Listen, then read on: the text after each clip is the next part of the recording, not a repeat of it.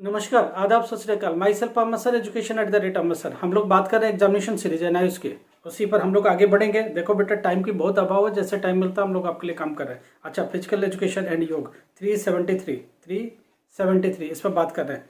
चार इसमें एक एक नंबर के क्वेश्चन, 1 मार्क्स से क्वेश्चन है, 2 मार्क्स से क्वेश्चन है, 4 मार्क्स से क्वेश्चन और 6 मार्क्स से क्वेश्चन है। 6 मार्क्स के 4 क्वेश्चन है, ठीक है। 4 मार्क्स के 5 क्वेश्चन है, 2 मार्क्स के 10 क्वेश्चन है और 1 मार्क्स के 6 क्वेश्चन है, राइट। तो कुल मिला के 70 मार्क्स का है।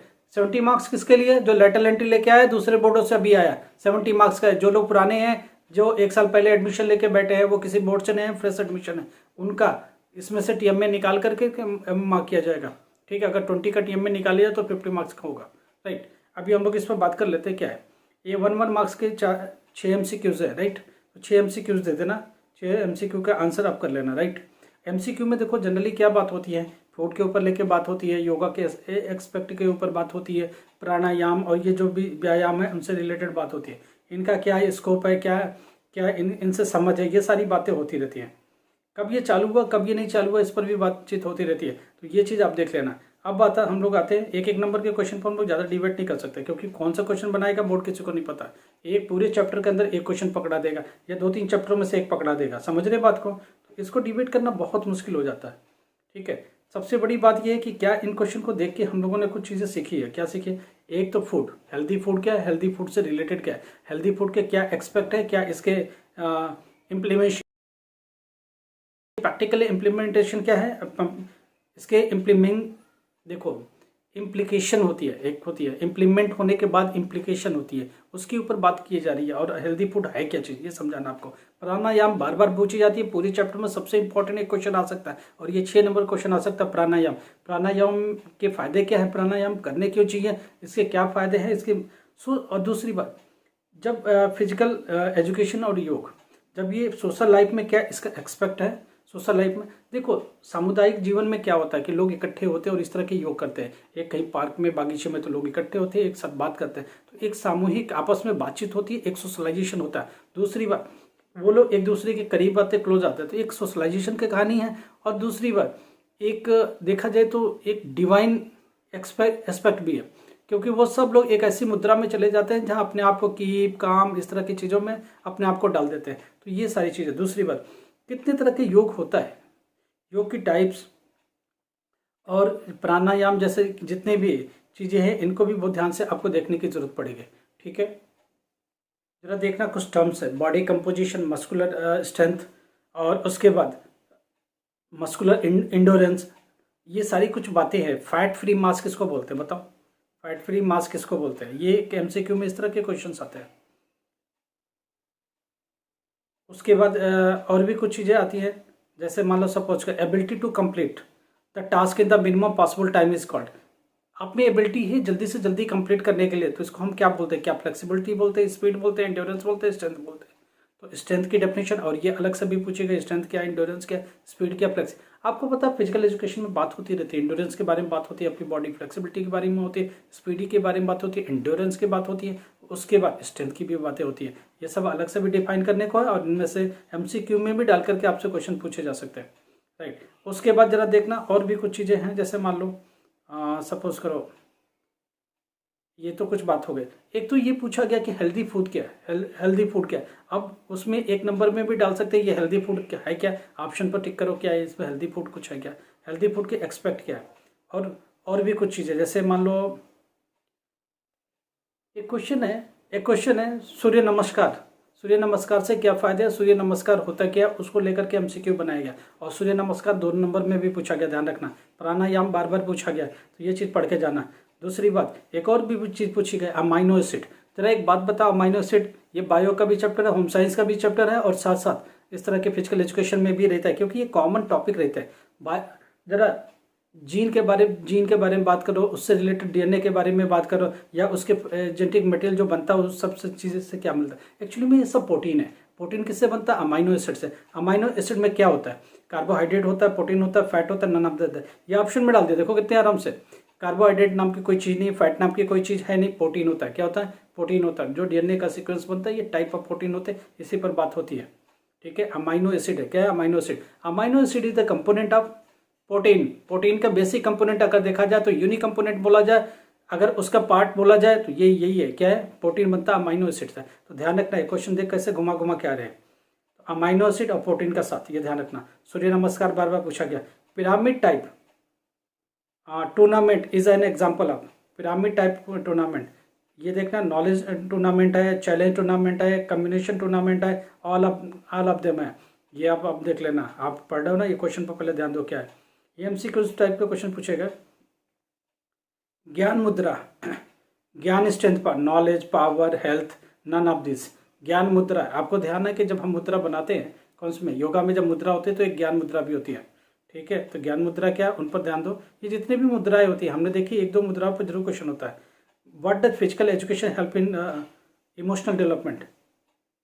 क्या ये इमोशनल डेवलपमेंट करता है? जी हाँ, एक दूसरे को कनेक्ट करता है। जब फिजिकल एजुकेशन के लिए टीचर बच्चों को लेके जाता है तो आपस में बातचीत करते हैं, बहुत सारी शेयरिंग होती है और एक दूसरे की हेल्प होती है। जब ग्रुप कोई टास्क होता है तो सब मिलके करते हैं, तो इमोशनल भी होता है, साइकोलॉजिकल भी होता है। तो ये सारा हेल्प आउट करता है उनको साइकोलॉजिकल तरीके से, इमोशनल तरीके से। तो ये सब चीज़ें हम आपको क्यों समझा रहे हैं कि आपको लिखने में थोड़ी हेल्प हो सके, ठीक है। How does physical education help in emotional development, ठीक है, इस तरह का क्वेश्चन आता है। उसके बाद है वाटर माइक्रो न्यूट्रिएंट। अब यहाँ ना माइक्रो और माइक्रो, माइक्रो क्या, माइक्रो क्या है, माइक्रो का मतलब सूक्ष्म, सूक्ष्म, माइक्रो का मतलब बड़ा सा, ठीक है। बहुत ज़्यादा क्वांटिटी में जो चाहिए वो माइक्रो होता है और जो छोटी क्वांटिटी में चाहिए वो सूक्ष्म होता है। तो ऐसा नहीं कि दोनों की इंपॉर्टेंस, दोनों की बराबर इंपॉर्टेंस है, ध्यान रखना। माइक्रो, हमारी बॉडी को माइक्रो न्यूट्रिएंट्स कौन सा चाहिए जरा बात करते हैं। आयोडीन चाहिए, और क्या चाहिए, छोटी क्वांटिटी में क्या चाहिए हम लोग को, छोटी छोटी क्वांटिटी चाहिए बहुत सारी चीज़ बॉडी को बनाने के लिए। तो बहुत सारे देखो, बहुत सारा खाना हम क्या क्या खाते हैं जरा एक बात ध्यान देना।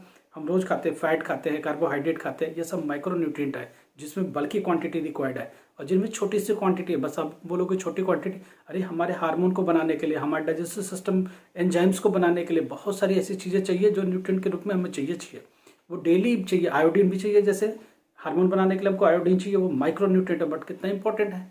नहीं होने पर क्या ग्वाइटर रोग हो सकता है और आपकी बॉडी को कितनी सारी कॉम्प्लिकेशन दे सकता है। तो कुछ ब्रेन का डेवलपमेंट करना, कुछ हार्मोन करना, तो उसके लिए माइक्रो न्यूट्रिएंट चाहिए, तो ठीक है। Give to differentiation of the motivation. देखो मोटिवेशन के में डिफ्रेंसिएशन है, डिफरेंट टाइप के मोटिवेशन। किसी को मोटिवेट करो किसी काम करने के लिए, पॉजिटिव मोटिवेशन भी होता है, नेगेटिव मोटिवेशन भी होता है, ध्यान रखना है। एक तो ये बात हो गई, ये बहुत कम पूछा गया। एक तो डेफिनेशन ऑफ मोटिवेशन, दो डेफिनेशन दे दो मोटिवेशन के, ये भी पूछा गया। मोटिवेशन की टाइप हमने देखी थोड़ी अच्छी क्वालिटी ऑफ पेपर में, सीबीएसई और उसके लेवल में, तो ये भी पूछ सकते हैं। अब ये पूछ रहे two definition of motivation. Motivation में क्या होता है, एक दूसरे को क्रेज करते हो, you now you can do it, motivate करता है, yes you have a power to do it. तो आप ऐसे समझा करके किसी को एक लेवल पर लेके जाते हो और वो हिम्मत जो उसको फेल हो रहा होता है वो हिम्मत को अचीव करता है और अपने आप को समेट का और सारे पावर को सेंट्रलाइज कर करके उस काम को करने की कोशिश करता है। साइकोलॉजिकल तरीके से वो उस लेवल पर पहुंच जाता है कि वो कर ही डालता है आखिरी में। What is the principle of overload. आपको पता है ओवरलोड, ओवरलोड का मतलब क्या हुआ, अधिभार। अधिभार का क्या सिद्धांत है, ओवरलोड का मतलब काम इतना ही कर सकते हम, उससे ज़्यादा बर्डन दे दिया तो क्या होगा, ओवरलोड हो गया कि नहीं। आप उस ओवरलोड से कितनी सारी प्रॉब्लम होती है, इसका प्रिंसिपल लिखना है। बुक्स में आपके प्रिंसिपल है, लिख लेना है। 10 मिनट की वीडियो में समझा नहीं सकते यार। What is the constitution.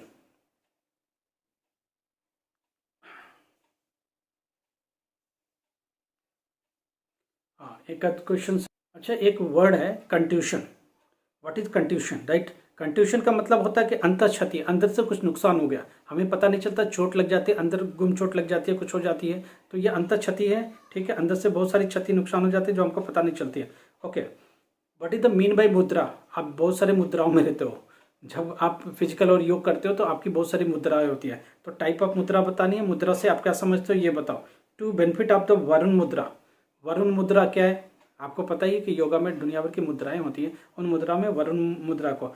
तो व्हाट इज द, जब आप जनरली पूछा व्हाट इज द मुद्रा, दो मुद्रा एक्सप्लेन कर दो, तो आप ये क्या करोगे, यही मुद्रा, दो मुद्रा ठीक से लर्न कर लो। उसी को अलग से भी पूछ सकते हैं, वरुण मुद्रा या मुद्रा डिफाइन करो या टाइप ऑफ मुद्रा, उनको एक्सप्लेन कर दो। What is cognitive learning. Cognitive learning का मतलब संज्ञात्मक अधिगम क्या है। एक हिंदी में नहीं जाते, हिंदी में थोड़ी हमको बहुत दिक्कत है भाई।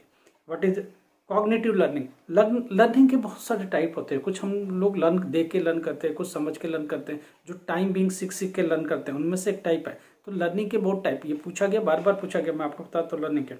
ये आप ध्यान से देख लें। Describe 4 dimension of quality of life. Quality of life किसको बोलते हैं? जिसमें हेल्दी लाइफ स्टाइल्स हो, जिसमें देखो हर तरह का लाइफ स्टाइल है। 4 dimension of quality of life. आप चाहते हो कि क्वालिटी ऑफ लाइफ हो, हेल्दी लाइफ हो, हेल्दी एटमॉस्फेयर में लाइफ हो, आप जितना भी सोचते हो अपनी लाइफ के एस्पेक्ट को बेहतरीन तरीके से, वो सारी क्वालिटी ऑफ लाइफ को, लाइफ को एक डायमेंशन बताओ क्वालिटी ऑफ लाइफ को। ठीक है, क्वालिटी ऑफ लाइफ क्या समझ है आपकी, उसको उसके 4 डायमेंशन आप समझा दो। हर आदमी का डिफरेंट होता है, बस आप बुक वाला पकड़ के लिखना। ठीक है, 4 हेल्दी फूड की प्रॉपर्टी बता दो, कैरेक्टरिस्टिक्स बता दो। 4 हेल्दी फूड के कैरेक्टरिस्टिक आपको लिखना है। Explain the following any 4।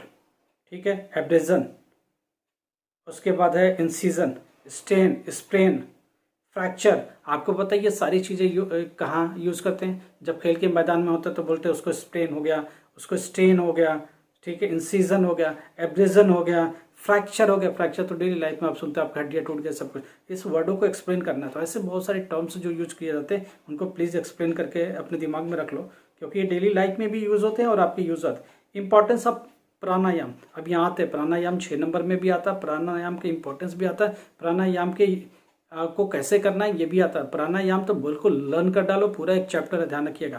प्राणायाम 4 से लेकर 6 नंबर में आता है, तो 2-2 नंबर में 2 तोड़ के दे दिया, या इंपॉर्टेंस पूछ लिया 4 नंबर में दे दिया, कुल मिला के 6 नंबर आपको मिल सकता है। तो ये चैप्टर लर्न कर डालो, प्राणायाम आराम से मिलेगा आपको। ठीक है, 4 नंबर में पूछ लिया था, 2 नंबर में कुछ और भी उससे एसोसिएटेड पूछ लिया।